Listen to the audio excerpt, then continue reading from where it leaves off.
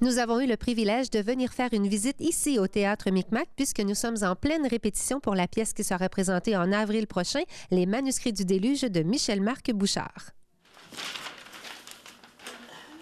Les vacances de Noël. Léopold Larouche. Mort il y a 2 ans. Les élections municipales. Anita Plourde. Ah! Embolie cérébrale. Il y a 5 ans. Un autre de perdu.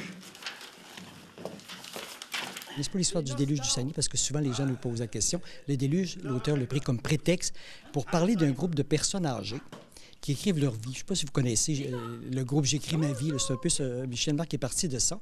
Alors, ces personnes âgées-là écrivent leur vie avec un maître de la salle et arrive le déluge et ils perdent tout.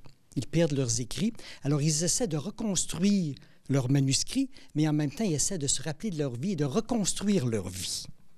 Et il y a un personnage central qui est un jeune qui est là et qui, lui, est au courant de tout ce qui s'est écrit. Alors, lui, il vient un peu comme ramener l'histoire et leur dire, vous avez écrit ça, vous ne devez pas changer votre histoire. Alors, en gros, c'est ça.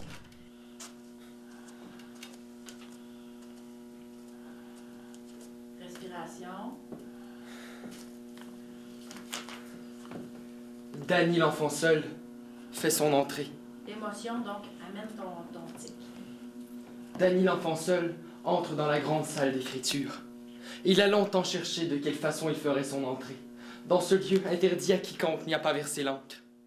J'ai voulu aborder ce texte de manière... L'auteur le suggère déjà, de l'aborder d'une manière assez universelle. Bien sûr, on entend déluge, on pense à notre déluge, mais il n'est pas seulement question de ça dans ce texte. Il est question du déluge, des déluges qui déferlent partout dans nos vies, partout dans le monde, en fait. Et voilà, c'est de cette manière, premièrement, que j'essaie d'aborder ce texte. Donc, ce que ça veut dire au niveau visuel, c'est un esthétique qui est, en fait, qui est surnaturé, qui n'est pas...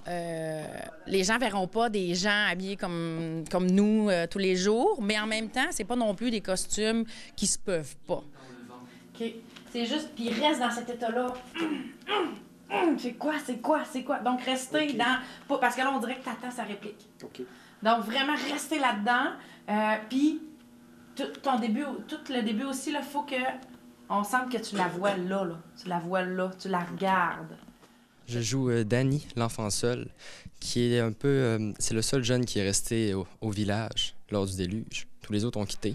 Et c'est lui qui va venir aider les aînés un peu à mettre de l'ordre là-dedans. Et justement, à travers ce groupe-là, ce groupe de gens expérimentés, comment vous vivez ça? Je suis fébrile. Quand même, il y a un stress qui s'est installé. Mais je suis confiant. Je suis sûr qu'ils vont m'aider dans cette étape.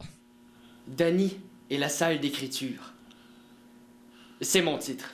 Dans notre village, quand quelqu'un dit c'est le titre, on l'écoute. Poursuis, je t'écoute. On va venir juste parler de comment on traverse une catastrophe comme celle-là, comment on fait face au deuil. Donc, tous ces personnages sont super intéressants parce qu'ils ont chacun leur façon propre de traverser le deuil. Il y en a qui s'accrochent plus longtemps que d'autres, il y en a qui laissent aller plus facilement.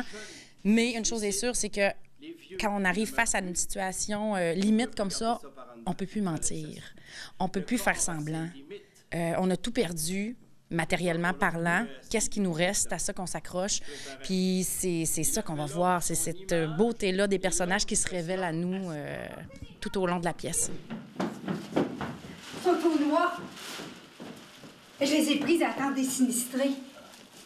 Les secouristes disent qu'en période de crise, il faut manger. Ça réduit les tensions. Moi, ça fait 3 que je mange. J'en sais toujours pas l'effet. Bonjour, Liam. Très, très beau tes cheveux, Dorothée. Ça te rajeunit. T'as le but, hein?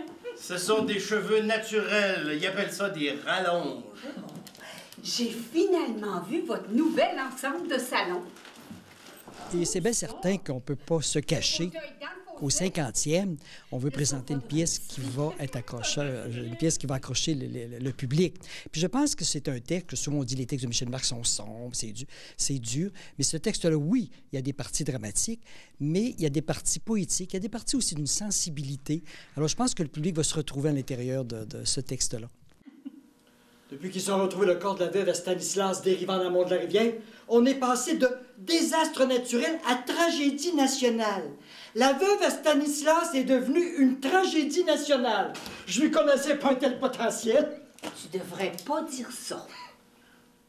Les manuscrits du déluge de Michel-Marc Bouchard sont présentés du 1er au 30 avril ici au Théâtre Micmac tous les jeudis, vendredis et samedis. C'est un rendez-vous.